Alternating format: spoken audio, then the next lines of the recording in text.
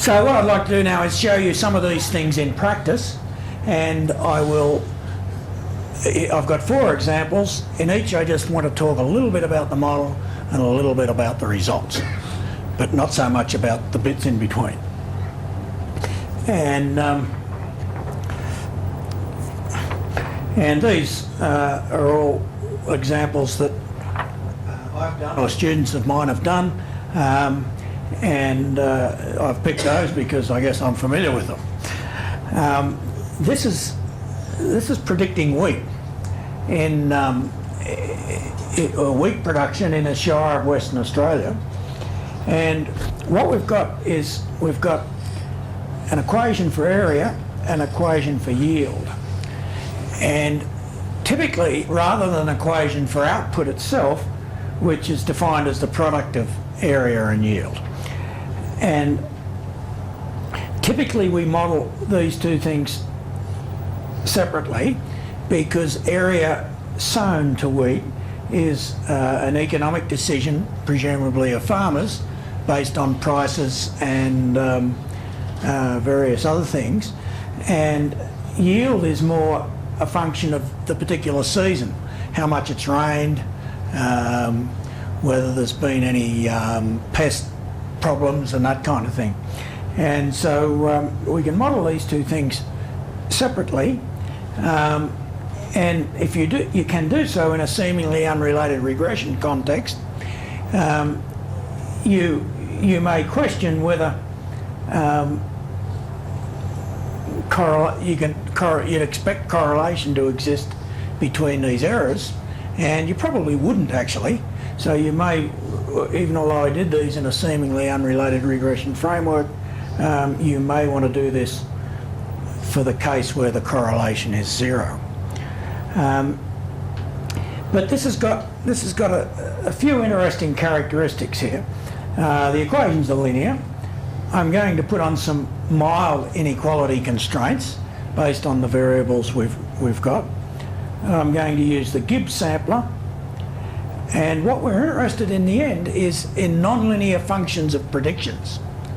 So notice that that's something for which you are not easily going to get a density function, a product of area times yield.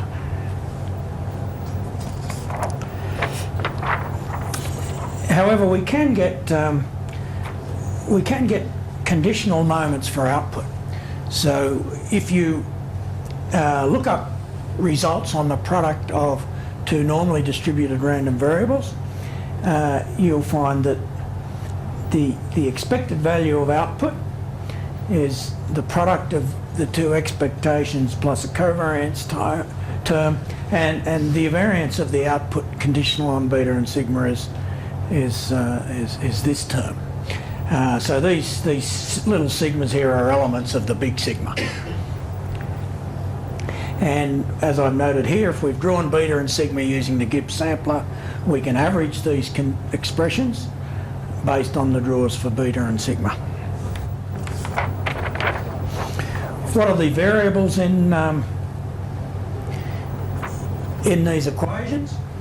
In the area equation, we've got lagged area, so that can be viewed as a sort of partial adjustment Nurlov type model, if you like. We've got lagged yield. This is a sort of questionable one, but one that one of my colleagues wanted to include. The argument here is if you got a big yield last time, or if you got a small yield last time, you plant more because you want to make up for lost money. Lagged price, what the price of wheat was last period, an input price variable, a quota dummy. There was a couple of years where there was a restriction on production, and a trend variable. So there seems to be a trend in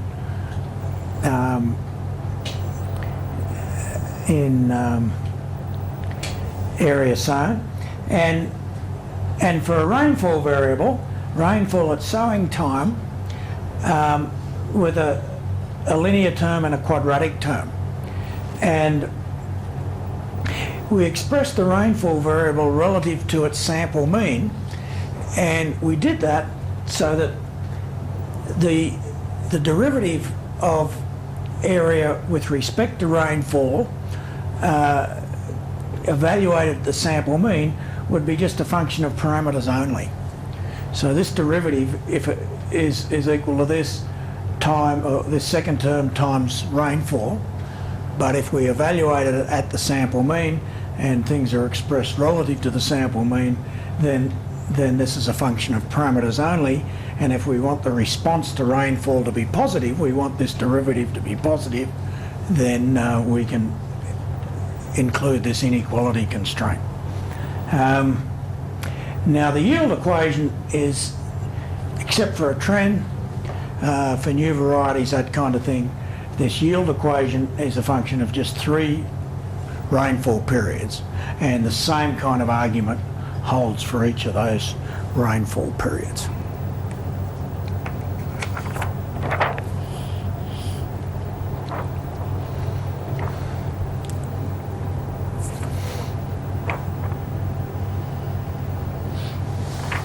Now, here I've got coefficient estimates, what I've called estimates for each equation. The SUR ones are typical seemingly unrelated regression sampling theory estimates. The Bayes estimates are posterior means. So these values are the averages of this Gibbs sampling output, or you can view them as the no, you can't, because we had truncations. They're just the averages of the Gibbs sampling output. The numbers in parentheses are the standard errors for SUR, and they're the posterior standard deviations in the Bayesian case. Now, if we look at some of these seemingly unrelated regression results here, you'll notice that if you're calculating t-values, these are all pretty high. And what this suggests is that if you acted like a Bayesian, and if you assumed these were sort of normal distributions centred at these means with these posterior standard deviations, you'd find that your distribution did not really cover 0. And so that means that the truncations really didn't have any effect. So truncating it in the Bayesian standpoint to say that I want these particular signs did not really change these things much. And you can see that's true. These estimates have not really changed much.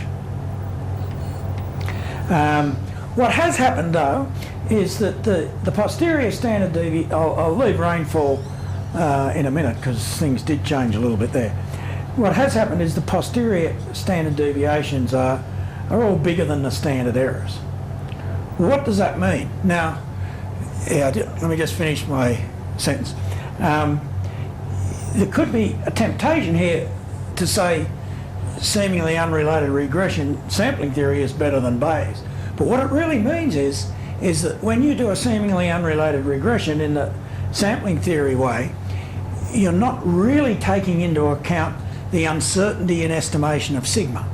These results are conditional on a particular sigma, and so it doesn't accurately reflect the finite sample uncertainty. When you do get a Bayesian posterior with sigma integrated out in that sense, you're allowing for uncertainty in sigma, and a more accurate reflection of your uncertainty appears in these posterior standard deviations. Yeah. Let's see if this one satisfies. All these obviously do. All right. What about this one? It does, but not by much. Because what you've got here is, that one won't work. What you've got here is 23 plus 23 plus 2 2 times minus 10 times 3. Now, the estimate satisfies the constraints, but if I drew a posterior PDF of beta, how many is this? 1, 2, 3, 4, 5, 6, 7, 8, 9. Beta 8 plus 2 beta 9. If I drew a posterior PDF of that linear function of the betas, then it would probably look something like this. With this point at 0. So in other words, you're going to have some probability in when I'm saying a posterior PDF here, I'm cheating a little bit. I'm saying if you did sampling theory results, but then you pretended you were a Bayesian. So if you thought of these as being posterior mean, say, and worked out a posterior standard deviation based on your covariance matrix, so you acted as if you're a Bayesian, or you got a confidence interval or something like that, then it would probably include a negative range. So the point I'm trying to make is that when you impose constraints, you're doing more than just making sure that point estimates satisfy those constraints. You're also making sure you have probability intervals that don't include any infeasible values.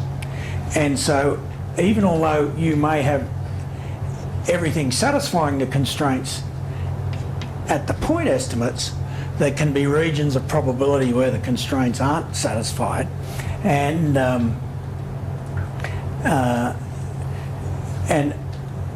can then have an impact on these estimates, and it has a bit there. Again, not a real lot, but over on this side, it's had more of an impact, and there's one particular one. I have to remember which one it is now.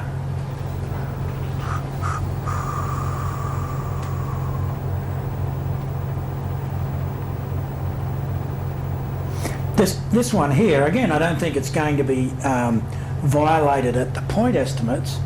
But this one here, we've got 0.380 minus 2 times minus 0.18.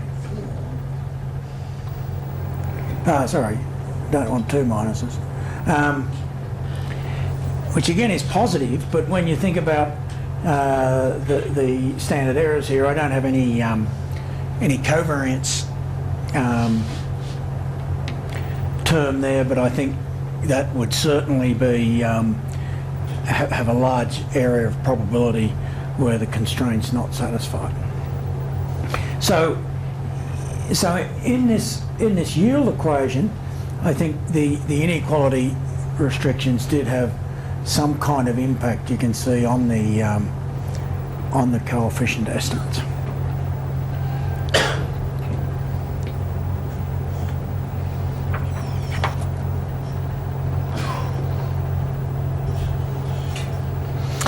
This is some notes basically say some of those things I've just said. Now what happens when you have an inequality constraint that does have a big impact? Now here's an example. This is beta. This is in the yield equation where the point estimates of beta 5 plus 2 beta 6 were 0.012, and the change in the posterior PDF you can see here, and so it gets truncated at 0. This one here is a normal distribution drawn centered at the SUR estimate with standard deviation equal to the sampling theory standard deviation. So what I'm saying is that if you're a sampling theorist and you construct a confidence interval, even although you don't admit it, you're really probably acting as if that's your posterior PDF. If we truncate it, then we get this this one that's coming up here. Now you can see what I mean by some of these jagged bits that come from using a histogram.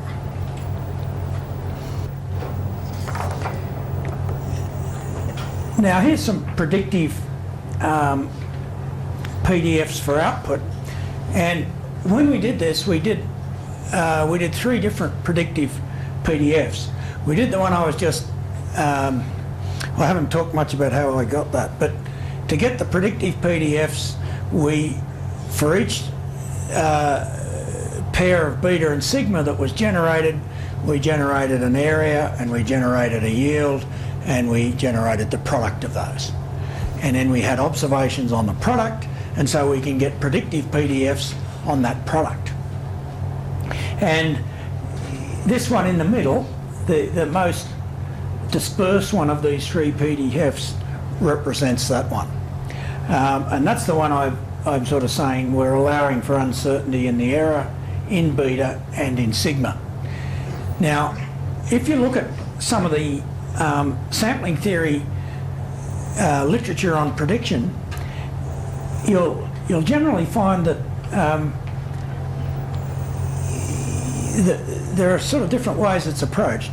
One is to assume the parameters are known and put estimates in there, but then for a prediction variance only allow for variance in the error.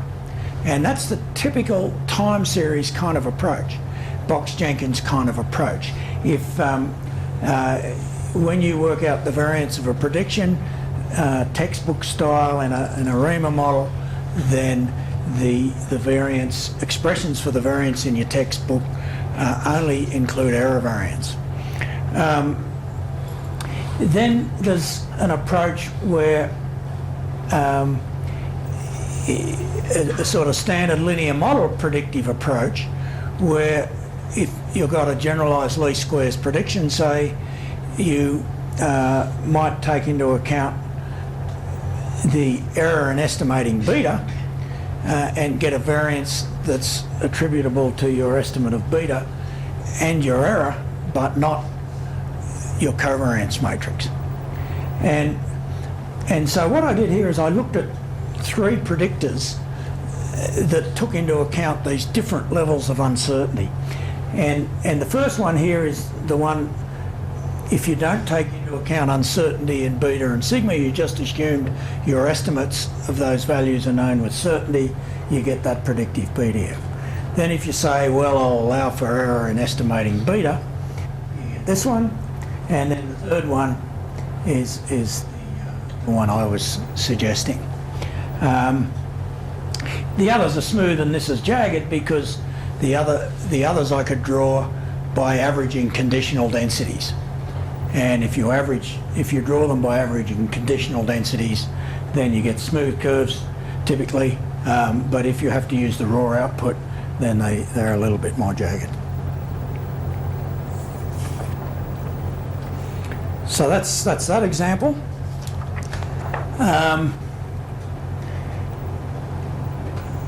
This next one is a translog cost function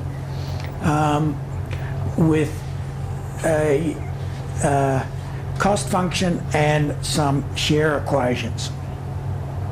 And what we have here is with 4 particular input categories.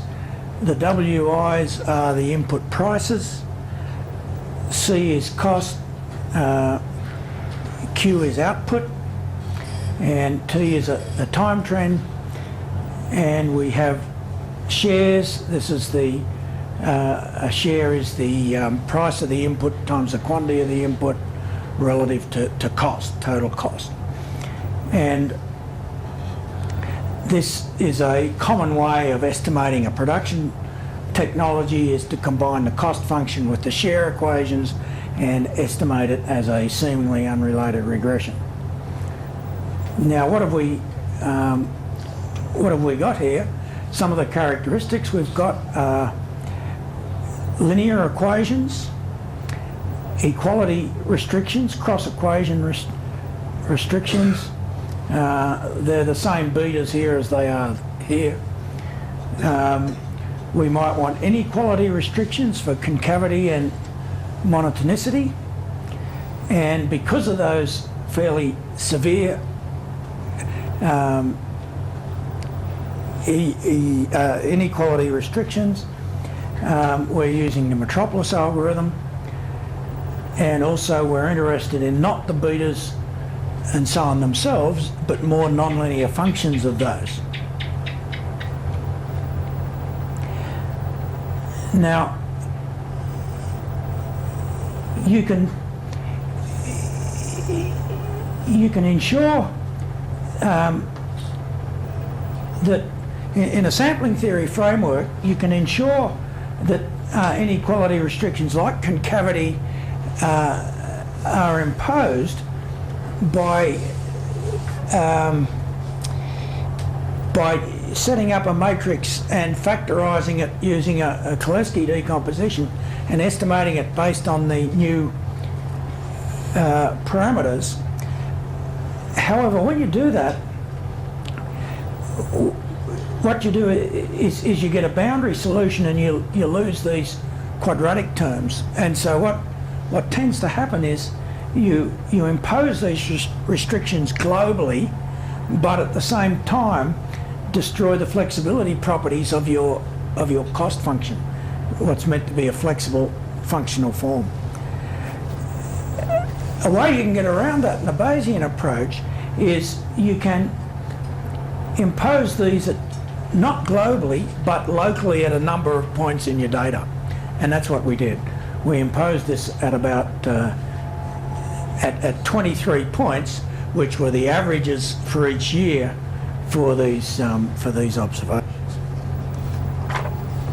Now, what are these inequality restrictions? Monotonicity means that your predicted shares from the share equations must lie between 0 and 1. Concavity means that this matrix here must be negative semi-definite. And what is this matrix? Well, beta is this matrix of betas. Big S is a diagonal matrix of predicted shares, and little s is a vector of predicted shares. Now, to ensure that's negative, well, to check whether that's negative semi-definite, what you can do is get the eigenvalues and check the largest eigenvalue. And if the constraints are satisfied, that'll be 0 because this is a singular matrix. If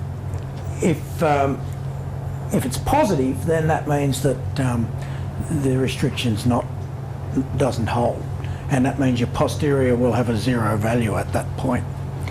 And so what you can do is, while you're running this metropolis, when you draw one of these betas, you run away and you compute all these functions, and you compute the eigenvalues, you check it out to see whether it's positive or 0, and if it's 0, if it's positive rather, you assign a 0 posterior probability to that.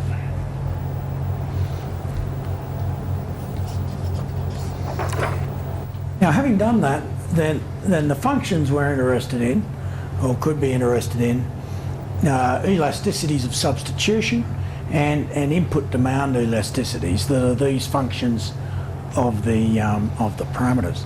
Now, the ISJs we evaluated at average input prices, and so you can see that if you put in the actual equations for these, you've got a fairly non-linear function of the parameters.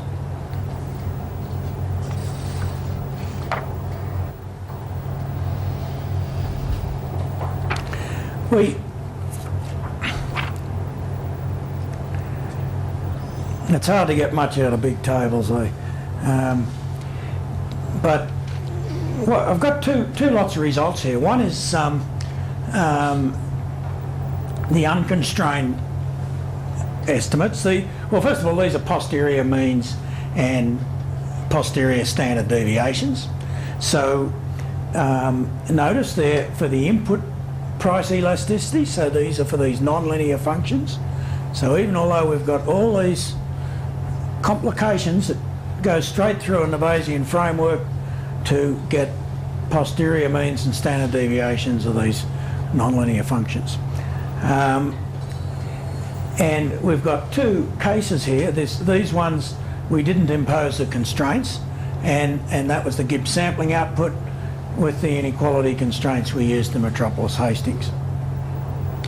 Now there's not a lot of difference between these except for the land, or is it livestock? Is it livestock?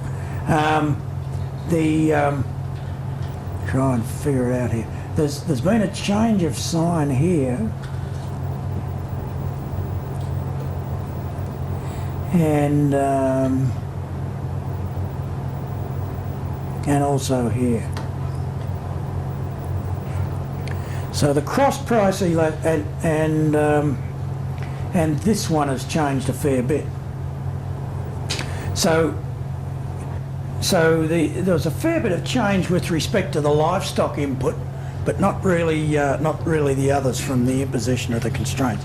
And you can see that this vary markedly from their posterior PDFs. So they don't even overlap at all. So this is your posterior PDF without the constraints, impose the constraints, it's shifted it way down here.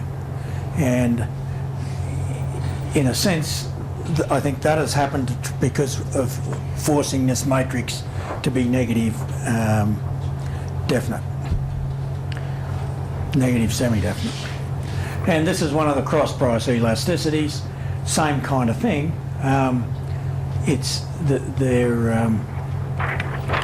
They're quite different. Now, an interesting thing you can do here too is you can get the posterior PDFs for the maximum eigenvalues. So you can envisage this scenario. You can say, well, suppose I don't want to impose any constraints. Supposing my prior is that I don't believe in any of this economic theory, I can ask myself, what's the probability that of violating these constraints? And there's just a couple of years that were a problem. If there's no problem, then if there's no problem, then in terms of violation of constraints, then this value will be 0. And the estimated maximum eigenvalue will always be 0 because the matrix is singular. But the ones where there's a problem is this one. In other words, in this year,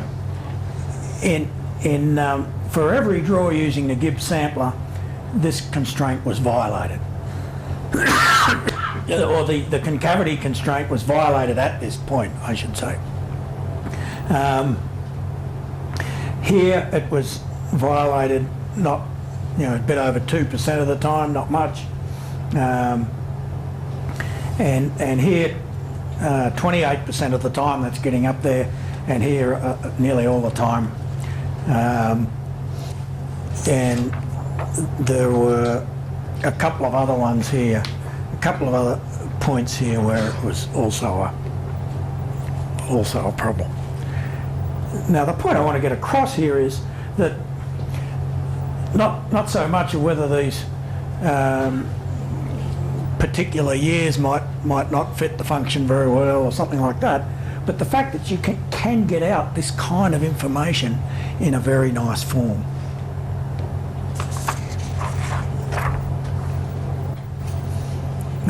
I thought I had a PDF of one of those, but I don't seem to.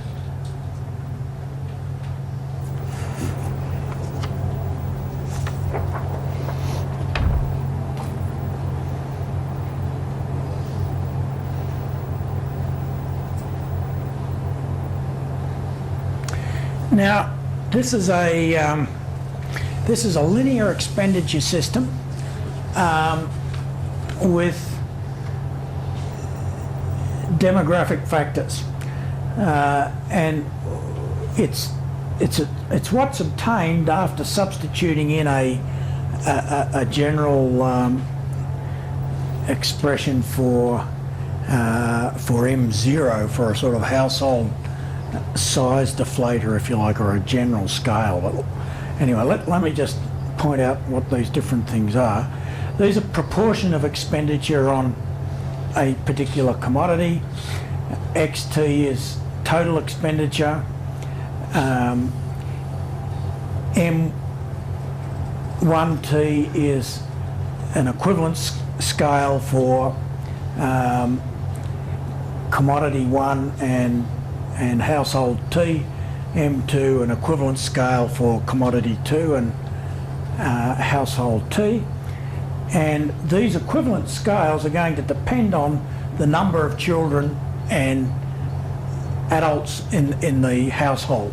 So M1T is equal to 1, which is my adult reference household, and 2T is the number of adults above 1 in the household, and 3T is the number of children. And so it's assumed that beyond the first adult, the extra adults add this additional requirement for consumption to households, and 3T the additional requirement of children. And is there anything else I haven't?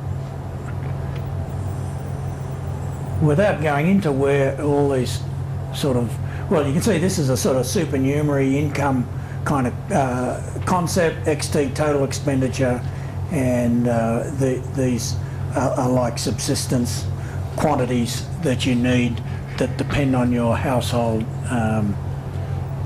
the demographic composition of your household.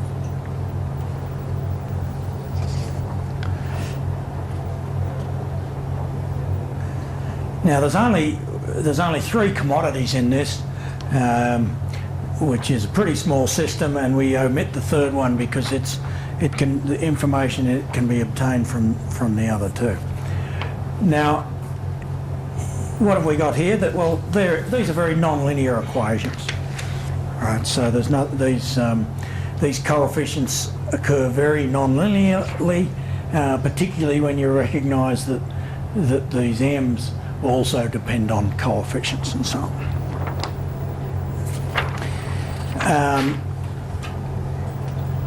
Non-linear equation inequality restrictions. There's a particular identification problem here if you do a sampling theory estimation. One of the alphas has to be set to some pre-designated value. However, in a Bayesian sense, you don't have to be quite so constraining. If you're prepared to restrict this particular value, bound it by 2 within some interval, then you can still get posterior PDFs on the parameters. A metropolis algorithm and nonlinear functions of parameters are of interest. Now, what are the particular inequality restrictions in this case? This one, an additional expenditure from 1 unit increase in supernumerary income, has to lie between 0 and 1. Expenditure requirements for extra adults are less than those for the first adult, but greater than those for children. So a lot of people want to debate me on this one. They say children eat more than adults. But anyway, that's the way we've set it up, that additional adults require an additional expenditure that's less than the first one, but greater than any children. This is a constraint to ensure that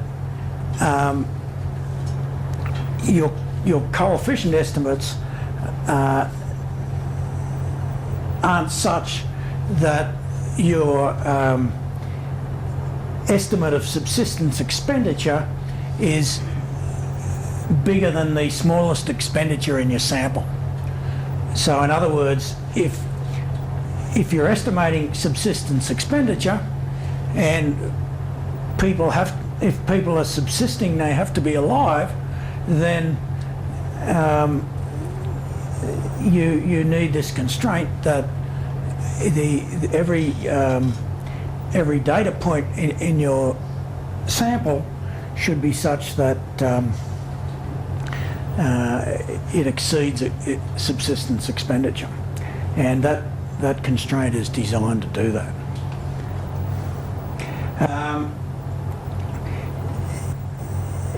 Now,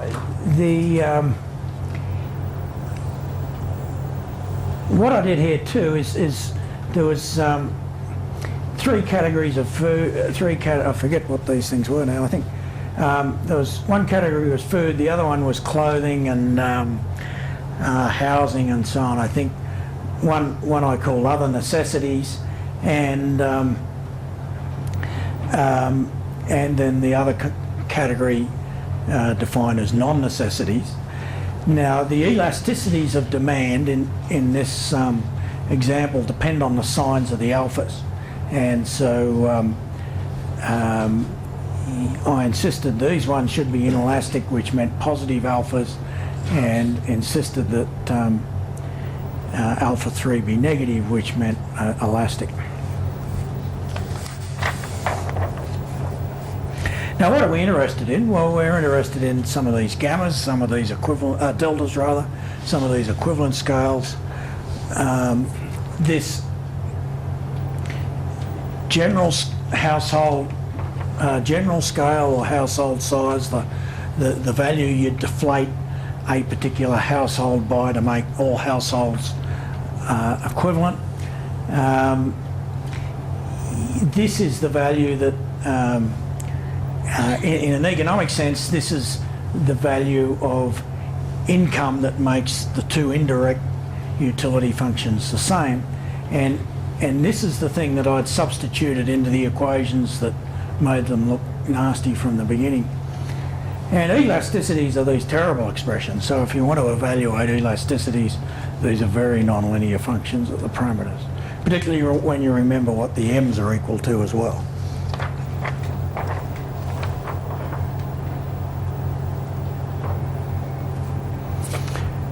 Well, here's some of the results, and these are food scales, and so this PDF here tells you the additional expenditure requirement on food from having another adult in the household. So it's going from about 0.35 to about 0.65. And the one from children goes from about 0.2 to about 0.5. Similarly, this is one for other necessities, and you can see what naturally we'd expect this one to be bigger than this one. There's still some overlap despite our inequality restrictions, because these are marginal PDFs, and so that it means that each time we have a draw, this one's bigger than this one, but it doesn't mean that in some cases we could get some here corresponding to the dotted curve and some out here corresponding to the other one.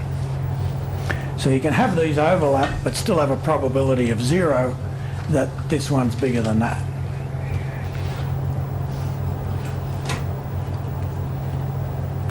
And these ones here are general scales.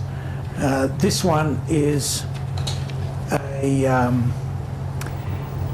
for one extra adult. So this scale here says between 1.3 and 1.7 additional expenditure for having an extra adult, and one extra adult and one extra child. This says requires between 1.6 and 2.1.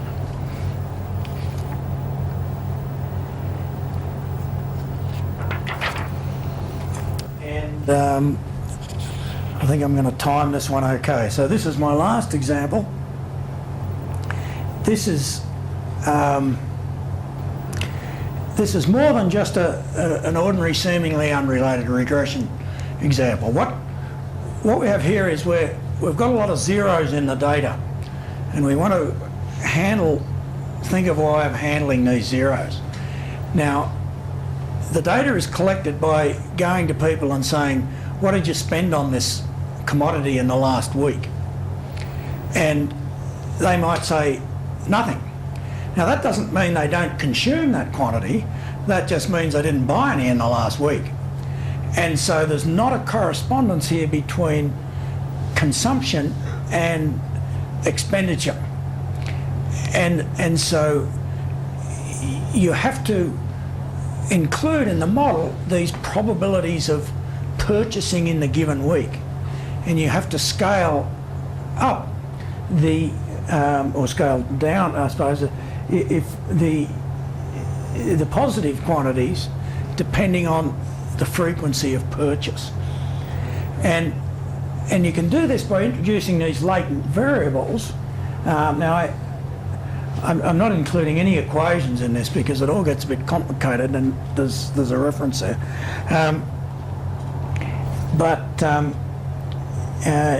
Basically include these extra probability parameters to allow for the fact for the consumption may not agree with purchases. Now, we modelled this in a slightly different way than the previous example. Here we had 8 kinds of households. We considered households with 1 adult and no children, 1 adult and 1 child, 1 adult and 2 children, and 1 adult and 3 children. And then we did the same with 2 adult households. 2 adults, no children, 2 adults, 1 child, 2 adults, 2 children, and so on up to 3 children. So we had these 8 household types. And we assumed different, and we had an SUR system for each household,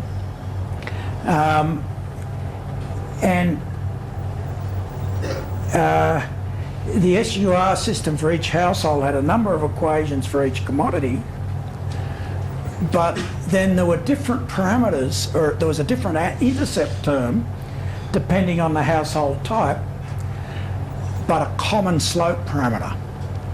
And this is a model basically that Kakwani used quite a few years ago to model the different, in a linear expenditure system, to model the different household size requirements based on the intercept term. And you can build it up based on a Stone-Geary type subsistence utility function.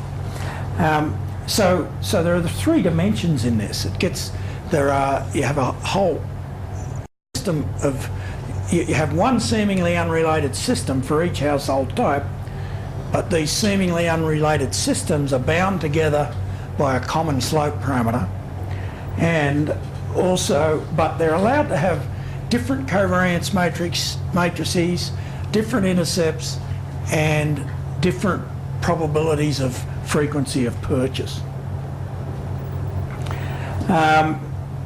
It's an SUR system. Well, I just said all that. No inequality constraints this time, so we didn't insist that 2 adult households, for example, had to spend more than 1 adult households and so on. We let the data determine all that. Nonlinear functions of parameters.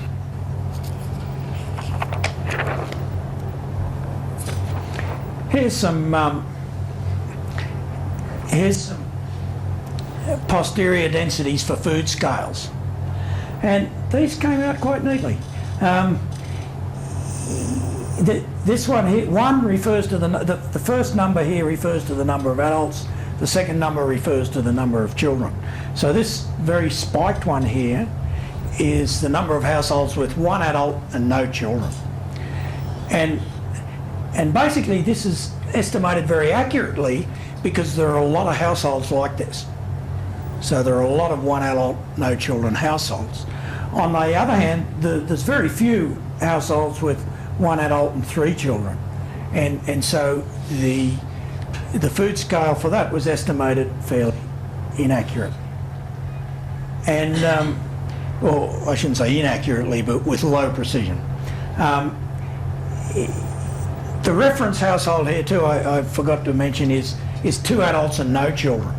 And so one, you have to have a reference household. So one refers to the household with 2 children, 2 adults and no children. So what this one says is a 1 adult household eats about half as much as a 2 adult household. Pretty reasonable. If you add a child, then the food requirement goes up to be about 0.7. If you add another child still, goes up to about 0.9 of a 2 adult household. And so what these show is the increasing amount of expenditure on food required as you add more children. And I don't know about you, but I kind of like this. To me, it's using the Bayesian approach, graphing these posteriors, clearly shows you what you can learn about these things, the relationships between them and so on. These are general scales. So again, these are these things, the income required to equate indirect utility functions. And so you can see these are not quite as disparate. You've got these sort of all together here, but they still move sequentially along. And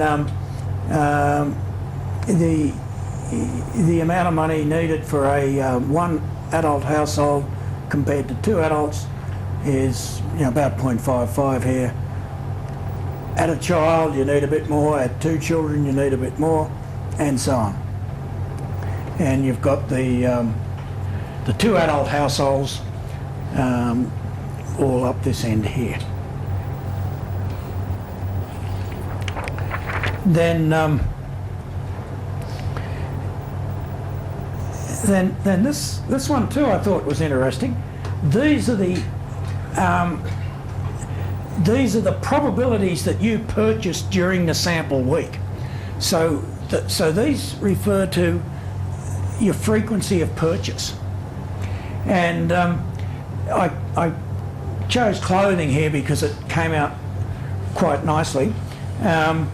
But notice the more people in the household, the further move to the right is your posterior probability for purchase. So what that means is households with more people purchase clothing more frequently. And so if you're a 1 adult household, the probability that you've purchased clothing in the week that somebody comes and interviews you is 0.5. But if you've got around about 0.5, but if you've got 2 adults and 3 children, the probability that you've purchased clothing in that week is nearly 0.9. And so on. So you can see these different probabilities of purchase here. Well, that completes the. Let me say a few people busting for questions. Let me just sort of finish up. That completes my four examples. As I said, I haven't given you all the details of them, but what I've tried to do is give you flavour of the kinds of things you can do with Bayesian econometrics, and given modern computing and Markov chain Monte Carlo do reasonably straightforwardly.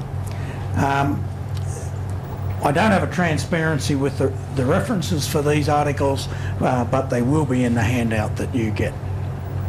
Thanks.